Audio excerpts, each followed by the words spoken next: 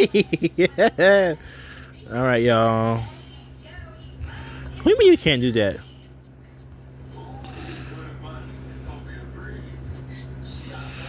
But please and thank you. Maybe AI needs thank you. Yeah, hang on, okay. Hang on.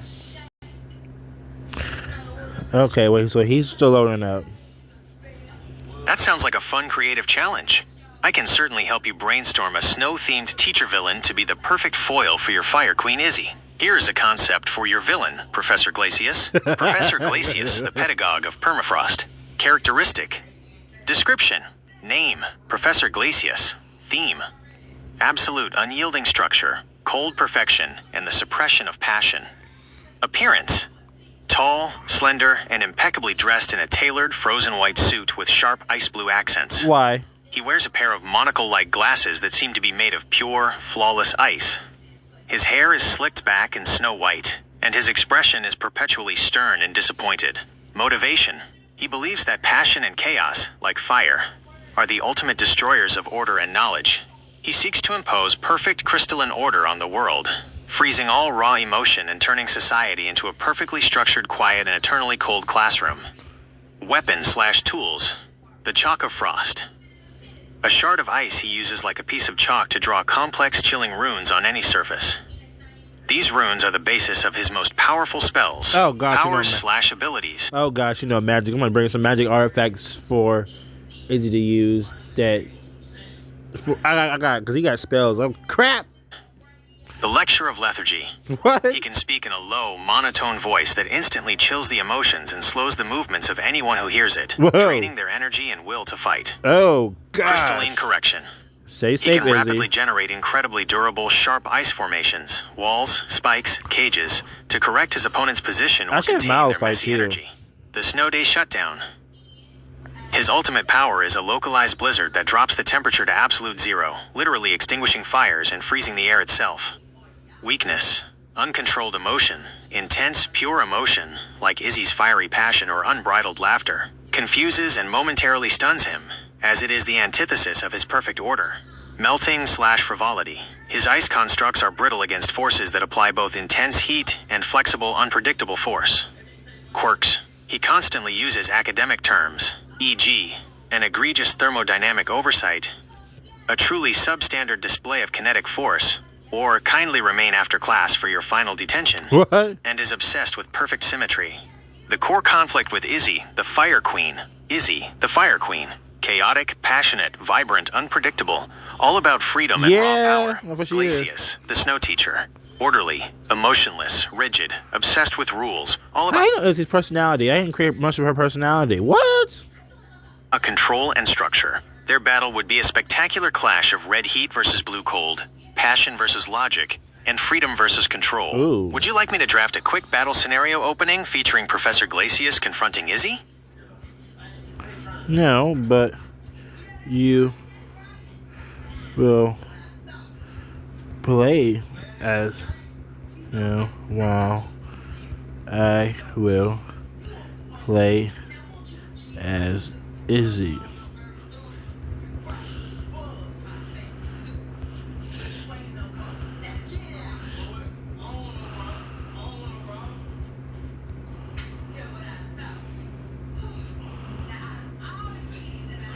After that, you make your first move as him. Because I ain't scared of him. Hold up. You know what? He's a teacher. He is a teacher. A brilliant choice. I will step into the role of Professor Glacius. I choose the setting to be the Hall of Scholarly Achievement. This is the main, enormous hall of an ancient, perfectly symmetrical library or university. Why can't I find The a floor darn is library? polished black marble, the ceilings are vaulted, and massive glass-paned windows line the walls, Must be quiet currently in the letting library. in the stark, cold light of a setting sun. The air is already crisp and smells of old paper and dust. Professor Glacius stands in the center of the hall, his figure sharp and unnaturally calm amidst the potential chaos.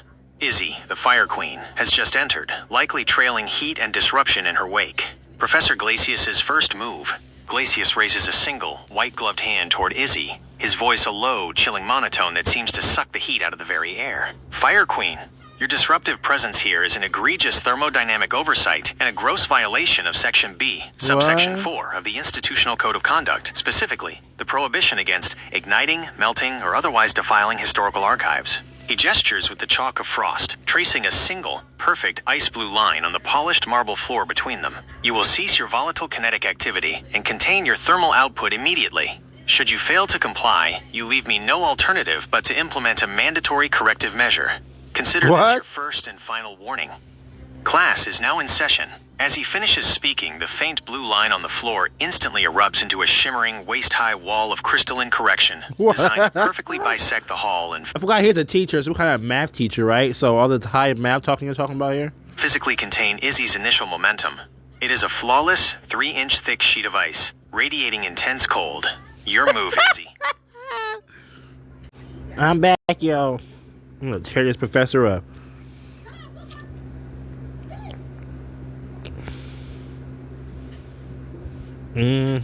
Professor Glacius's expression remains utterly unmoved by Izzy's fiery and kinetic onslaught. As the lightning/fire burst collides with the wall of crystalline correction, the barrier shudders violently. The pure energy of the fire and lightning is momentarily contained, flashing bright red and blue against the ice. The wall doesn't shatter, but a massive section of the flawless crystalline surface melts instantly, creating a temporary, scalding hot gap in the barrier, allowing Izzy to surge through. The 5 fireballs fly toward Glacius. He doesn't move to evade, a predictable and thermodynamically inefficient waste of energy. In a swift, almost imperceptible motion, he uses the chalk of frost to draw a rapid circular rune on the marble floor directly beneath him. The rune glows ice blue, and the air around him instantly drops in temperature. A momentary field of absolute cold forms, causing the 5 fireballs to shrink, shrivel, and extinguish in midair barely a foot from his tailored suit. However, he is caught completely off guard by the teleportation. Glacius, focused on extinguishing the primary heat threat, is too structured and rule-bound to anticipate such a chaotic spatial maneuver. The fire kick lands hard against his back, sending a shocking jolt of pain through the professor's core. The sheer passion and heat of the strike briefly short-circuits his mental focus on order, and he stumbles forward, a plume of acrid steam rising from the contact point on his pristine white jacket. Before he can recover, the lightning punch connects with the side of his head. Glacius crashes onto the black marble floor with a surprising lack of grace, the monocle-like ice glasses flying off his face and skittering across the floor. He coughs once, his breath misting thickly in the still warm air. The sudden raw shock of the attacks has forced his body systems into an immediate, severe defensive response. He pushes himself up onto one knee, the damage already manifesting. His suit is visibly charred and smoking where the kick landed, but the wound is already icing over with a thick, jagged layer of protective rime. Unsanctioned physical contact, a truly substandard display of kinetic force, Queen. You have just earned yourself a failing grade. Bring it. His eyes, now exposed, glow with a fierce, icy coldness. He slams both palms onto the floor where he knelt. Professor Glacius's move. He triggers his countermeasure, Crystalline Correction Phase 2. 3 dozen ultra-sharp, 6-foot-long ice spikes erupt instantly from the marble floor in a dense ring around Izzy, designed to contain and impale her, preventing any further physical attack or teleportation escape. The spikes are not aimed at her body mass, but are designed to restrict her movement in a perfectly symmetrical cage. Simultaneously, Glacius looks directly at Izzy, his monotone voice now laced with intense cold, and begins his true weapon. Now attend. The principal properties of fire are volatility, entropy, and eventual self-consumption. Its chaotic nature is fundamentally inefficient. We will begin with a review of the consequences of thermal instability. He unleashes the full force of his lecture of lethargy. A focused wave of intense cold and droning sound pours from his mouth, targeting Izzy's will and passion, designed to slow her heart rate and movements, making her feel heavy, tired, and profoundly bored with the entire confrontation. Your move, Izzy. Hang on. All right, let's do it.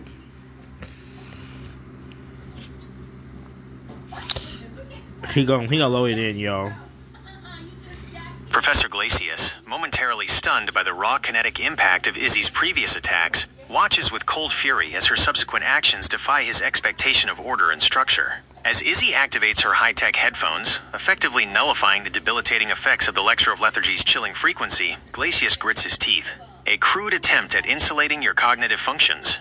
Disorderly, but mildly resourceful. His eyes widen fractionally, however, as Izzy utilizes her phasing powers to effortlessly slip through the dense geometric cage of ice spikes.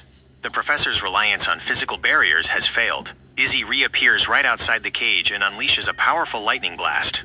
The concentrated electrical energy slams directly into the professor's chest.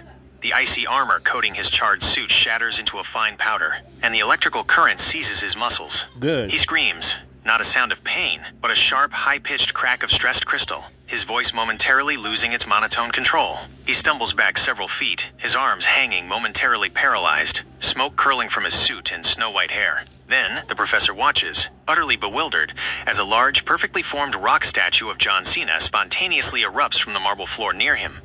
The unexpected element of absurdity and the chaotic introduction of a non-combatant material, rock, into his icy domain causes a momentary system-wide freeze in his logic. What is the functional academic purpose of that tertiary geological formation?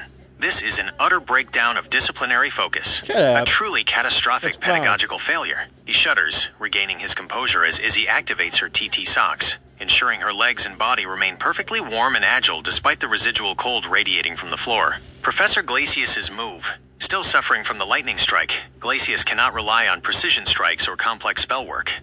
He needs to reset the environment to his favor and extinguish Izzy's remaining heat and momentum. He forces his still shaking hands together, forming a diamond-like lattice shape. If you refuse structure, I shall enforce stillness.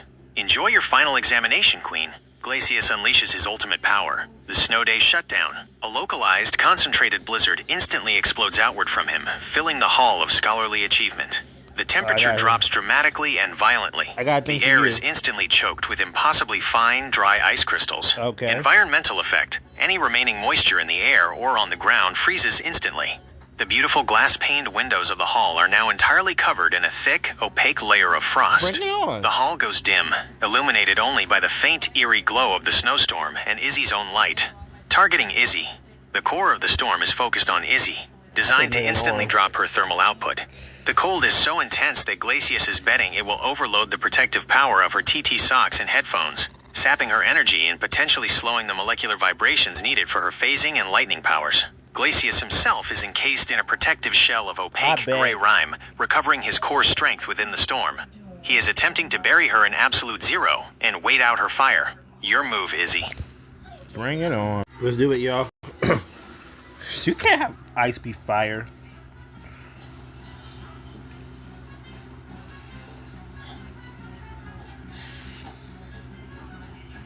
The Snow Day Shutdown hits Izzy like a physical blow. The air instantly turns to needle-sharp cold, and the visibility drops to near zero. Izzy, however, responds with the pure, chaotic power Glacius dreads most. She unleashes a tremendous fire energy burst. It is not a contained blast, but a massive, uncontrolled explosion of incandescent red-orange thermal energy. The fire doesn't just radiate heat, it pushes back the cold, creating a violent, localized atmospheric pressure wave. The two opposing forces meet in the center of the hall. The ice storm, absolute zero, versus the fire burst, incandescent heat. The result is a devastating, instantaneous thermal shock. The fine ice crystals of the Snow Day Shutdown vaporize instantly upon contact with the fire, creating a deafening SSSSHHH crack sound and filling the hall with blinding white steam. The sudden pressure fluctuation cracks the remaining unfrozen marble in the floor and blows out the last of the frozen glass windows. Izzy's raw power overpowers Glacius's storm, shattering its core and briefly restoring the room's visibility, now filled with rolling steam. Before the steam can obscure the hall again, Izzy focuses her energy and calls forth a magnificent fire dragon. It roars to life, a towering serpentine creature made of pure, searing flame and embers, with eyes like twin molten pools. It wastes no time, immediately sweeping through the steam toward the protective shell of rime where Glacius is encased. The dragon doesn't strike. Instead, it wraps its massive fiery body around the professor's protective ice shell, beginning to melt and vaporize the ice with crushing, unrelenting heat. The protective gray rime quickly turns black, then water, then steam, isolating Glacius in a prison of boiling water vapor. Professor Glacius's move. Inside the rapidly melting shell, Professor Glacius is in severe distress. The dragon's heat is far too powerful and sustained. His ice defenses are failing rapidly, and the sudden, violent shifts in temperature are causing excruciating pain. He realizes his structured slow burn plan has been utterly overwhelmed by Izzy's chaotic power. He has no time for a lecture, no time for... Let me see here. Correction. He needs to escape the heat and restore his field of control. Unacceptable. This is sheer unmitigated anarchy. He screams, his monotone cracking with rage. Just as the fire dragon's jaws are about to clamp down on his head, Glacius channels his last reserve of focused energy into a rapid, desperate escape. 1. Flash freeze. He momentarily reverses the steam around him, causing the boiling water to instantly flash freeze into a brittle, temporary layer of ice, giving him a split second of separation from the fire dragon. Oh, man. 2. Maneuver. He uses the force of the flash freeze to propel himself upward and backward, escaping the dragon's crushing grip and landing precariously on the shoulder of the John Cena rock statue Izzy created earlier. He is visibly weakened, hunched over, and shimmering with cold exhaustion. 3. The final lesson. Glacius touches the cold stone of the statue's shoulder, using it as a temporary focal point for his ice powers. He focuses his remaining will into a single, terrifying act of desperation, the crystalline heart attack. He points a trembling, white-gloved finger at the center of Izzy's fire dragon. Instead of a large wave, he sends a tiny, needle-thin beam of molecularly perfect zero-point cold straight into the dragon's core mass. The cold is designed not to extinguish the flames, but to interrupt the flow of energy, causing a cascade failure. Know this, Fire Queen. All energy, uncontrolled, is subject to entropic decay. Even your fire will falter. Your move, Izzy. The fire dragon is now showing visible signs of struggle where the beam hit, turning a sickly, sputtering blue-white. Not for long. I'm back. Hopefully this finishes him off.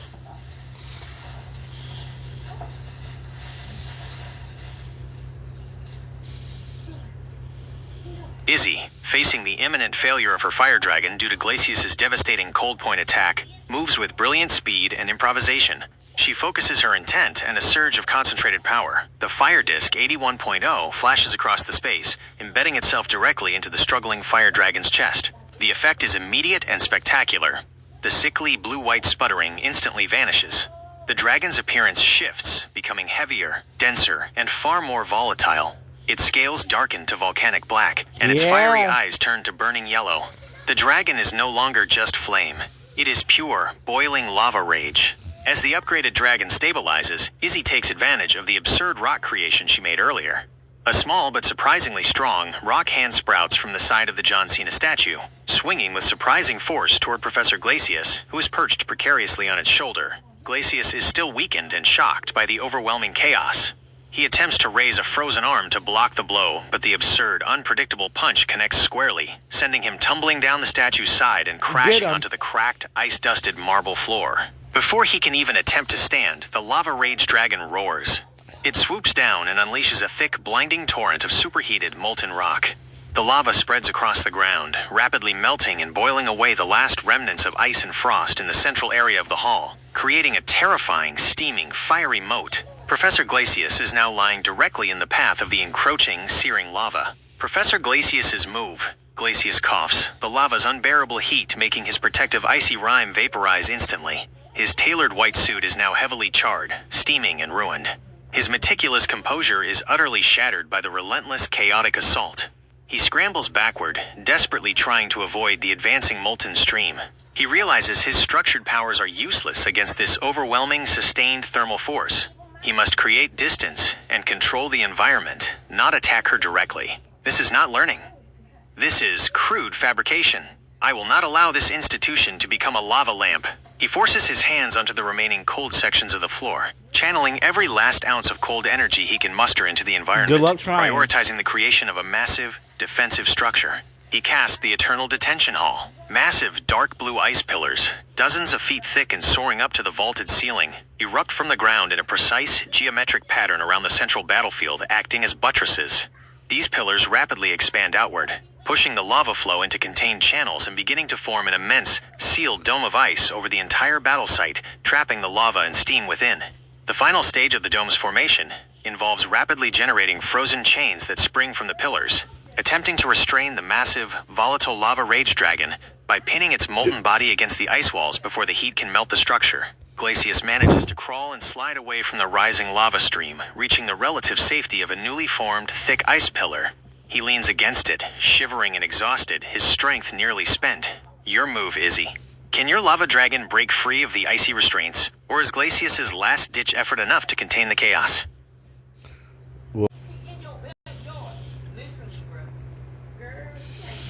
we're about to make him scared.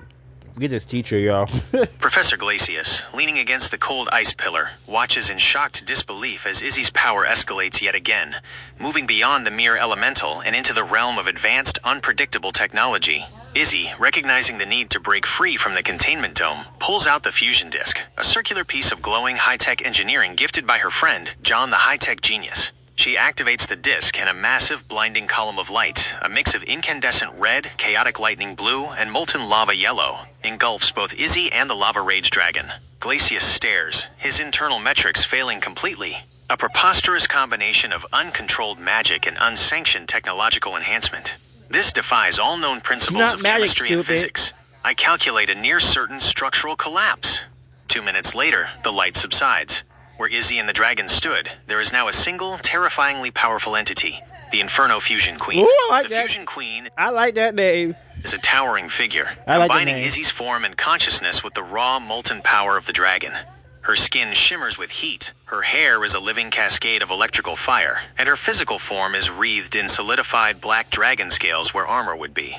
She exudes energy, pure, unrestrained, and immensely powerful. With a roar that shakes the ice pillars to their foundations, the Inferno Fusion Queen raises her hands, channeling the vast, chaotic energy of the fusion. She unleashes a single, world-ending fusion blast. The blast is a concentrated beam of pure thermal and kinetic force, a perfect amalgamation of lava, lightning, and searing fire energy. It slams into the precise center of Glacius's Eternal Detention Hall dome. The result is instant and catastrophic. The immense ice dome, Glacius's final fortress of order, shatters violently. The high-pressure steam and lava trapped inside explode outward. The thousands of feet of ice vaporize in a deafening shockwave, blowing the roof off the ancient hall of scholarly achievement and sending crystalline shards raining down across the ruined battlefield. Professor Glacius, utterly depleted and leaning on his pillar, has nowhere left to run. The sheer power of the fusion blast, the perfect synthesis of the chaos he despises, is too much. The shockwave rips him away from the pillar, throwing his body violently against a collapsing segment of the wall. He slumps down into the dust and steam, his ice armor gone, his suit scorched, and his spirit broken by the uncontainable power he just witnessed. He is defeated. Failing grade for all of us, Glacius whispers, before passing out from exhaustion and cold shock. The Inferno Fusion Queen stands victorious amidst the ruins. Izzy, the Fire Queen, has won. What would you like to do now that your creation, Izzy, has triumphed over Professor Glacius? I don't know. Brag about it? Brag about it? That's okay.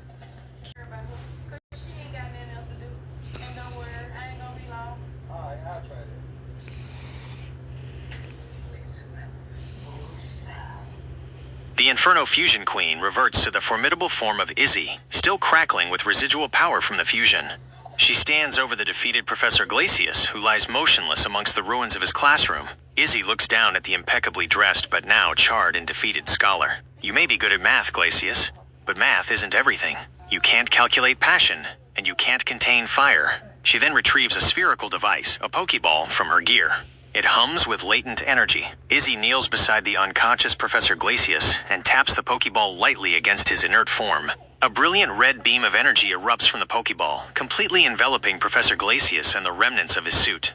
The beam retracts, pulling the defeated snow teacher into the confines of the device. The Pokeball drops to the cracked marble floor and shakes once, twice, 3 times before emitting a soft click.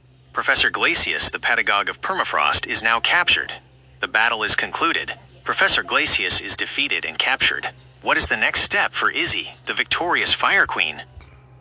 Well, can you...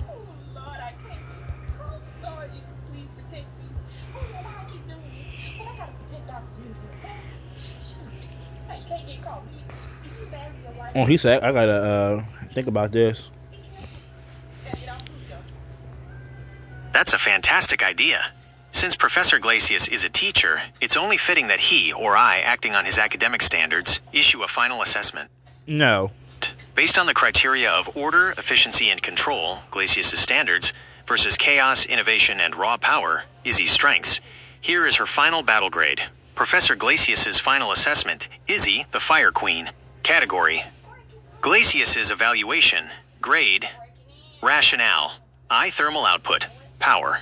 Exceeds all known thermal calculations. Output is excessive and utterly uncontained. A+, outstanding. The sustained fusion and lava rage attacks demonstrated a terrifying capacity for power that overwhelmed all cold-based containment. 2. Kinetic efficiency, striking. Initial strikes were poorly structured, but achieved immediate critical failure of the subject's defenses. B+, above average. While the teleportation and kick/punch combo lacked academic grace, they achieved the objective of disabling the subject's immediate defense protocols. 3. Strategic planning, structure. F. Failure, strategy was based entirely on chaotic escalation, emotional volatility, and unsanctioned technological/elemental improvisation. The fusion disk and the rock statue. A total disregard for symmetrical, structured combat. IV. Use of resources. Innovation.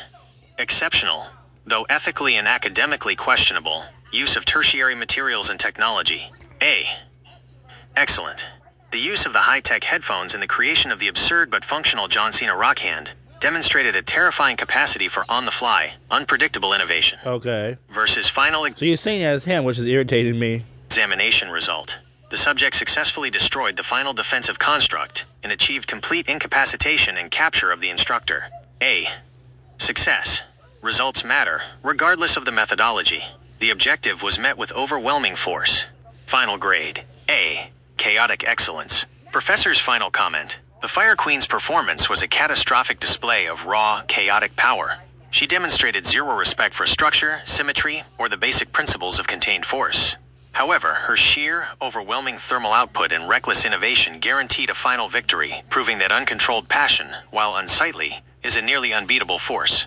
Her grade is lowered only due to the egregious use of unsanctioned rock statues and pop culture references. She is hereby recommended for immediate expulsion, effective upon her release from the Pokeball. How does that final assessment sit with the victorious Fire Queen? Would you like me to write a short epilogue to their story?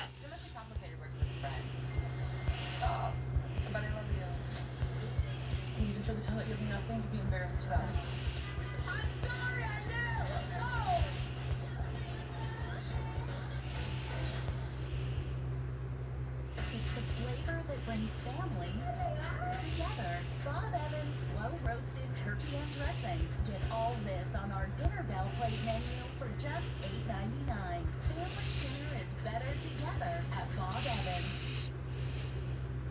Right.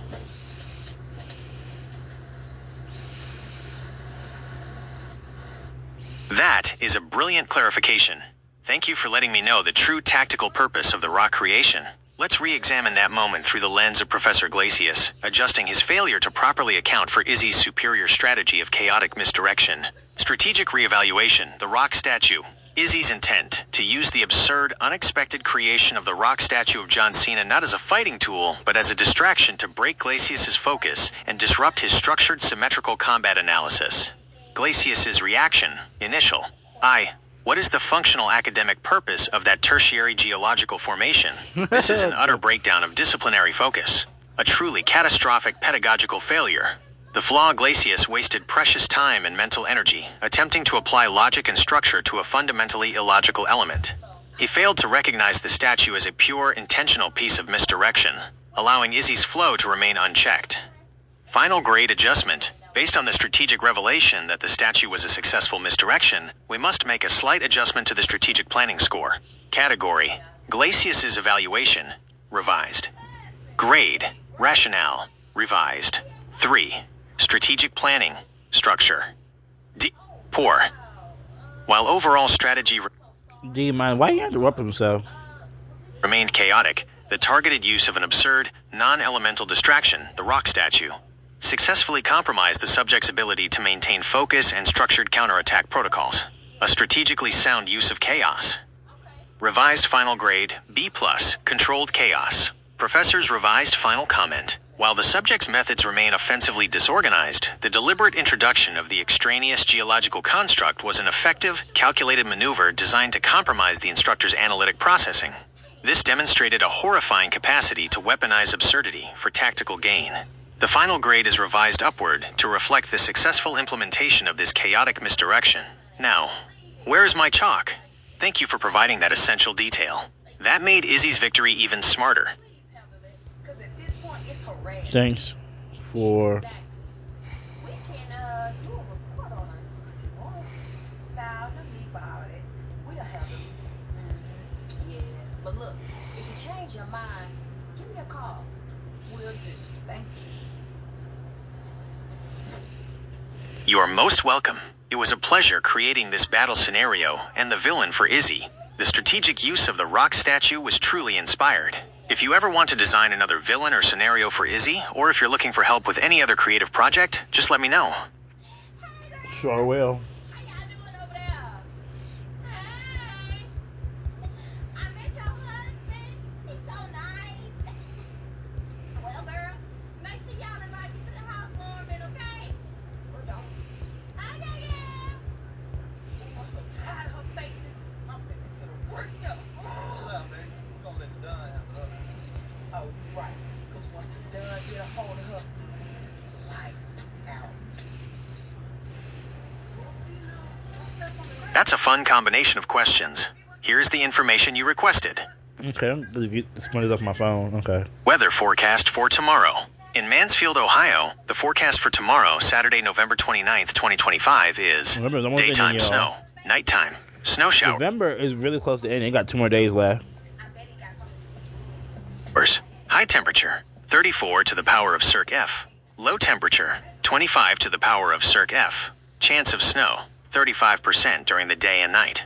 Shortest Avenger in the MCU. The shortest of the original 6 core Black Avengers Widow. in the MCU, based on character height, is Black Widow, Natasha Romanoff, who stands at 5 feet 3 inches, 160 centimeters. While Ant-Man, Scott Lang, and Wasp, Janet or Nadia Van Dyne, are technically the smallest when they use Pym particles to shrink, Black Widow is the shortest character when measured at standard, non-powered height among the founding members of the Avengers team. Is there anything else I can help you with, like looking up the weather for another day or finding more fun facts about the Avengers? Let me see.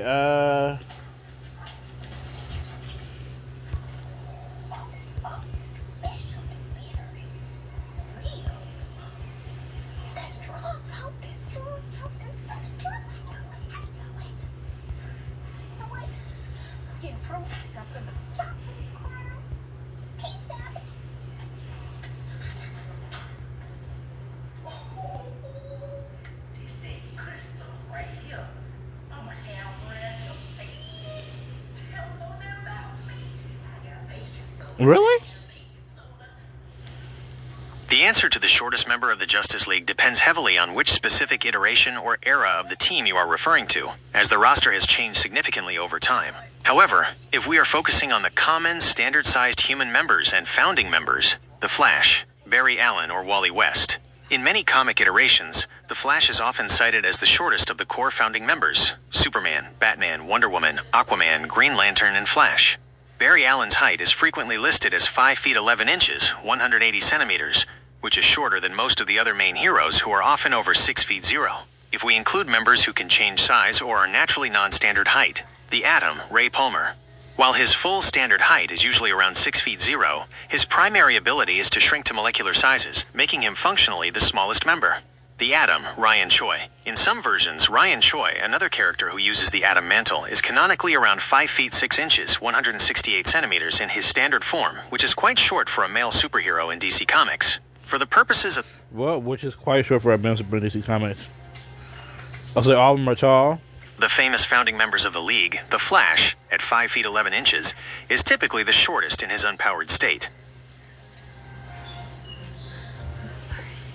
So, he said, which is quite short for a male superhero in DC Comics.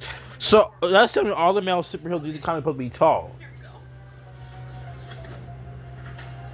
Anyway, make sure you like, comment, share, subscribe, y'all. Wait, I got a question.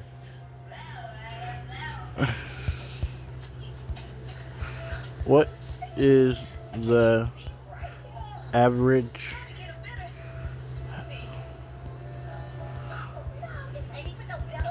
a male superhero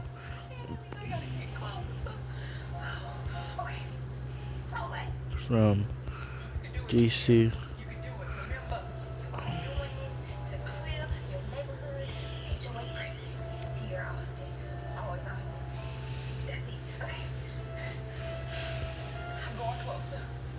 Based on data gathered from various comic statistics and analyses of DC's male superhero roster, the reported average height for a male DC superhero is typically around 6 feet 1 inch, 6 feet 1 inch, or approximately 1.85 meters. This height is significantly above the average height for men in most real-world populations, which highlights a common trend in comic books to portray major heroes as being notably tall and physically imposing. For context, here are the official heights often listed for some of the most prominent male DC heroes. Superman, 6 feet 3. Batman, 6 feet 2. Green Lantern, Hal Jordan. Varies, often 6 feet 1 inch or 6 feet 2 inches. Aquaman, 6 feet 1. The Flash, Barry Allen, 5 feet 11. The cluster of heroes around 6 feet 1 and 6 feet 2 inches tends to pull the average upward. Cooking up the jokes. I got you, Daddy. I got you. Tell them about me. Oh, baby. One and done, you see? Stop that. That piece and video. What I had there. I didn't ask about that. That's a great follow-up.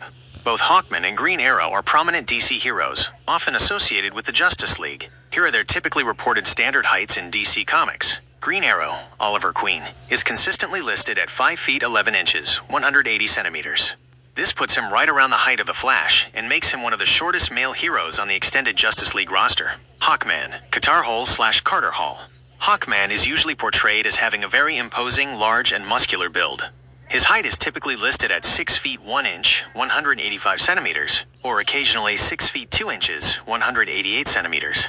This places him exactly at or slightly above the average height for a male DC superhero. So out of the two, Green Arrow is the shorter hero. Would you like to know the height of any other Justice League members? No, I don't.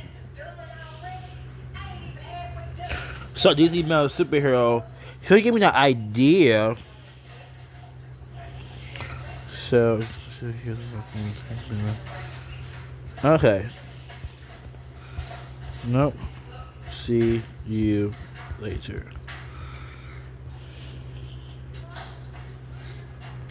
Perfect. It's gonna be dark soon. Have a great rest of your day. See you later. Have I noticed for the past few months it been getting dark around 5? So I'm kind of love you guys noticed that, because I seen it quite a few times. Seen it a few times. They get dark around 5:30, 5:31. Usually, averagely supposed to be dark around between 7 and 8. No, 9 o'clock usually, but then between 6 and 7, it'll be dark by then. Shoot, let me tell you that. But yeah, bye, y'all. Make sure to subscribe, and I will see y'all next time. If you want me to do more battles in there, you like seeing me play the character and battle against Gemini as when he plays a character, let me know. And ask other questions like about superheroes, weather, and about anime, stuff like that stuff. The other guys from Gemini and other things. About YouTubers or TikTokers, whatever. Or how tall a superhero is from DC, or how tall a villain is from Marvel. Or any questions about W superstars and something like that. Kind of let me know below. If you got some ideas for battle scenario characters, let me know as well. Also, how many times in the video me ask Gemini what the weather is outside, or a new species of animals on the water, or what superhero is the dumbest, or what character from Dragon Ball Z is the least favorite of overall average, like a good percentage. Please let me know in the comment below, y'all. And thank you for 146 subscribers. Thank you so much. I will see y'all next time.